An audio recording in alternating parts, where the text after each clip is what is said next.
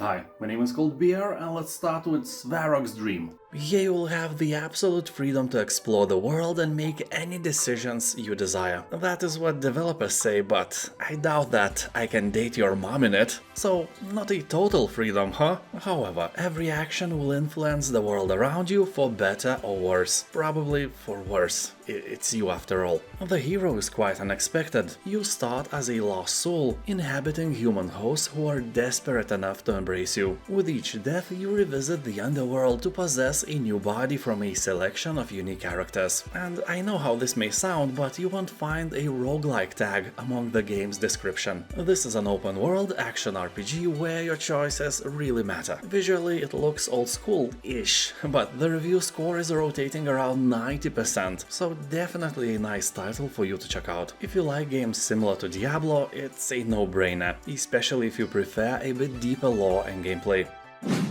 House of the Dying Sun.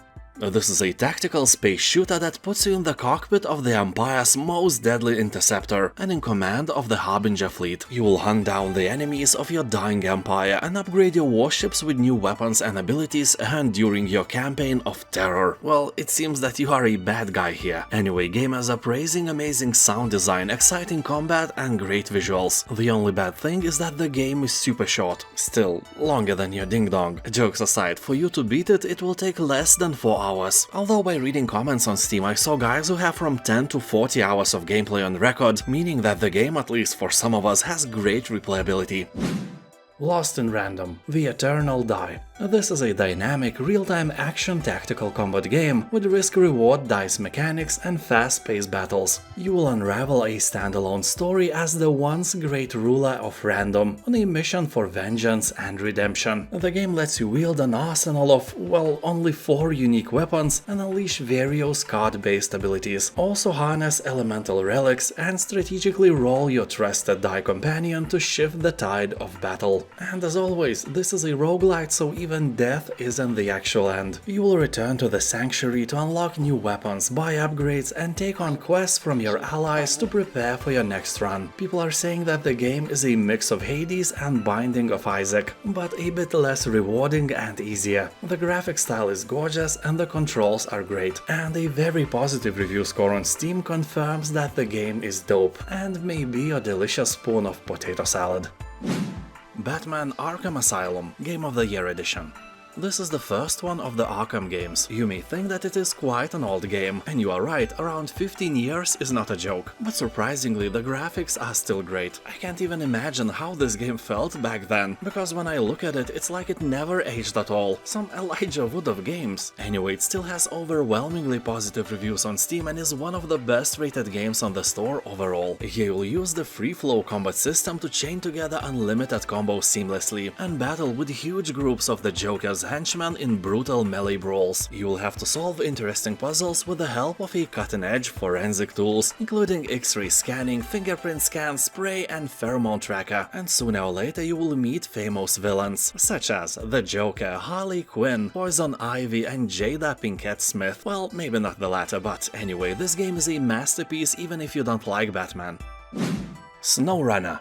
Well, this is officially a realistic driving game about getting from point A to point B while transporting various cargo, but I would rather call it a Souls-like roguelite puzzle game. Of course, not in the real terms, but rather metaphorically, because the game is insanely hard and you will be doing the same task again and again. Basically, here you have to drive a heavy load truck to the appointed destination, but the trick here is that the road is not what you normally expect. You will have to deal with snow and mud, ice, rivers, fallen trees, and so on. And if you get stuck for real, that's kinda it, you will have to try again. And of course, avoid mistakes of the past, which you can't in real life. You know, all the mistakes you made in your life led you to this very moment where you watch my video. Yeah, well, honestly, if you would have done something differently, you could have ended up in a lava lake instead, or in the belly of a shark. So maybe your decisions were not that bad. Pat yourself on the shoulder. No Rest for the Wicked. The game is still in early access, so it is kinda rough on the edges, but it is made by developers of Ori and the Blind Forest, so not by some rookies. So here the year is 841, and as word of the king's death echoes throughout the kingdom, the crown passes to his arrogant yet untested son. So there are some rebels wanting to cut his head off. The land is on the brink of civil war. That sucks, but it can always suck even more. So an unholy plague not seen for 8,000 years has returned as well. What a coincidence, right? So the plague sweeps across the land, corrupting everything and everyone it touches. In all this turmoil, you embark on an adventure. Well, on a task to be fair, because you are sworn to defeat the plague at any cost. Well, it's always better to be a warrior than a civilian in a war, so kudos for you. You got this. Or not. Knowing you, probably not. No offense. Dorfromantik. This is a relaxing building strategy and puzzle game, in which you place tiles to create ever-growing, idyllic village landscapes. With Dorfromantik you can immerse yourself in a quiet, peaceful world at any time, and take a break from everyday life, which usually sucks. At the same time, the game offers a challenge for those who are looking for one. To be the high score, you need to carefully plan and strategically place your tiles, so you will have to use that tiny organ in between your ears. And it's good for you to take a break from killing countless zombies, riding dragons, and hunting Bigfoot. It somehow reminds me of a tabletop game named Carcassonne. If you like that, you will love this game as well, and vice versa. And now is the time when you subscribe. Or if you are already subscribed, hit that bell notification button. Let's be friends with benefits. Fight Grab. Mortal Kombat is for the weak. If you want to become a really strong and respectful warrior, there is another way better game for that. You may think that I am joking, but Fight Grab has 93% of positive reviews, so it's officially better than most fighting games ever released. You will take control of a simulated physics-powered grab and fight various opponents with one basic rule: flip your enemy over to win. Take advantage of a wide range of equipment to beat your opponent down. Claws, swords, guns, armor, jet engines and more. Maybe a dildo, I don't know. And you have to stop your opponent's blade with your pincers, run along walls and generally go full-on grab with all the fighting techniques at your disposal. This game is just like you always wanted fight games to be, but probably never realized. Fight Grab. We'll end that ravenous fighting game hunger you were feeling for years. Or maybe not, I don't know, maybe you are just a monkey on a branch in the zoo and you just like how my channel sounds. Tempest Rising.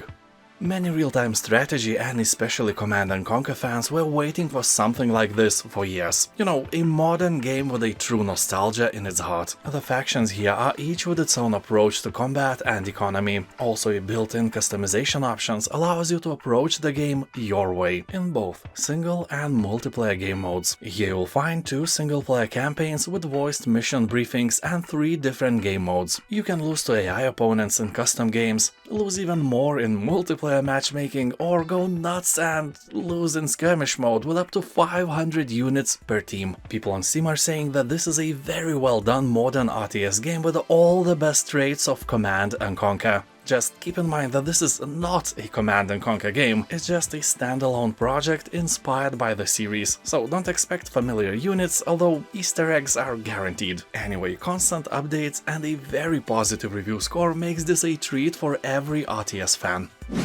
Sleeping Dogs Definitive Edition. Here you'll find yourself in Hong Kong, a vibrant neon city teeming with life, whose exotic locations and busy streets hide one of the most powerful and dangerous criminal organizations in the world. In this open-world game you will play the role of an undercover cop, trying to take down the mafia from the inside out. You'll have to prove yourself worthy as you fight your way up the ranks, taking part in brutal criminal activities without blowing your cover. You will be torn between your loyalty to the badge and a criminal code of honor. You will risk everything as the lines between truth, loyalty and justice become permanently blurred. Game promises that you will enter illegal races, kick back with some karaoke and gamble on cockfights. Let's hope they have animals in mind. Injustice 2 Legendary Edition.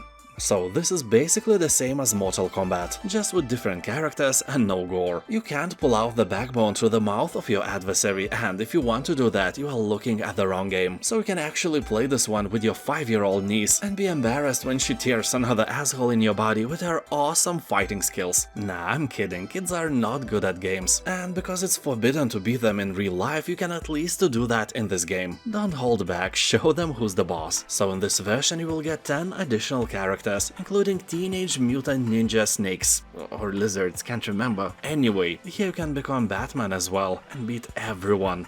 On easy difficulty, you got this. Batman Arkham City Game of the Year Edition.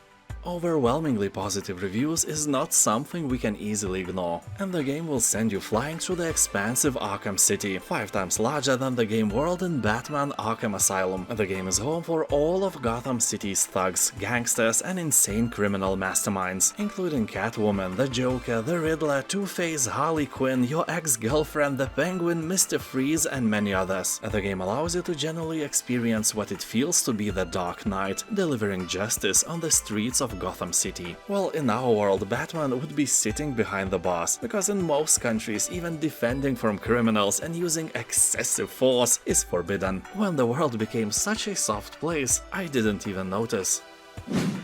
Just Cause 3. The Mediterranean Republic of Medici is suffering under the control of a dictator with a huge appetite for power. So this is some kind of Mediterranean Belarus, and you have to show them what freedom looks like. And here it looks like death and explosions of dictator's troops and allies. Here you will be given complete vertical freedom. Skydive, base jump and freedive in an open world the size of 1,000 square kilometers, so you can create chaos in all of this land and have a lot of fun. People on Steam are saying that the game is very fun and has almost zero boring moments. The grappling hook and the wingsuit will help you to fly around and cause havoc, and this experience will keep you entertained for hours. To be exact, about 18 hours of your boring life will be made better by this game. Gloomhaven. At first this was made as a tabletop game, and as it reached incredible popularity it was remade into a video game as well. It has all the features of dungeon crawlers like Darkest Dungeon, but stands out of the rest with a cool twist of 3D setting. So here you will lead your band of mercenaries through this unforgiving place where every move is crucial. Yeah, you sneeze, you die. No, probably not, but you get the point. You will have to carve your way through dungeons, forests and dark caves filled with horrific monsters to reap your rewards, or die trying, possibly the latter, over and over again. People are talking that this game will surprise you with the amount of unique monsters, high replay value and 100 hours of content, but it can scare you away with its very steep learning curve, so don't expect anything easy, it's not your sister. NieR Automata. So the game tells the story of 3 androids and their battle to reclaim the machine-driven dystopia overrun by powerful automatons. Here humanity has been driven from Earth by mechanical beings from another world. In a final effort to take back the planet, the human resistance sends a force of android soldiers to destroy the invaders, and you are in control of them. The combat here is beyond fluid. You can change between ranged and melee, perform high-speed battle actions and so on. Also it has 26 endings. If you are into that stuff, you can replay the game almost indefinitely till you get them all. That's if you are some kind of a masochist. I don't judge. Into the Breach. This simple-looking game is actually an officially recognized masterpiece. It has won Best Strategy Game title at the Game Awards. It was announced as a Game of the Year by PC Gamer, and on Steam it has above 90% of positive reviews left by thousands of people. So here the remnants of human civilization are threatened by enormous creatures breeding beneath the earth, and all hope is in your hands. You must control powerful mechs from the future to hold off this alien threat, and each attempt to save the world presents a new randomly generated challenge. Basically the game throws a different strategic puzzle at you every time and you have to solve it, and that is somehow really fun to do. Just make sure you like both puzzles and strategy games, because it is quite challenging, and if your brain is smooth, you may want to play some other game instead. Don't ask why I know this.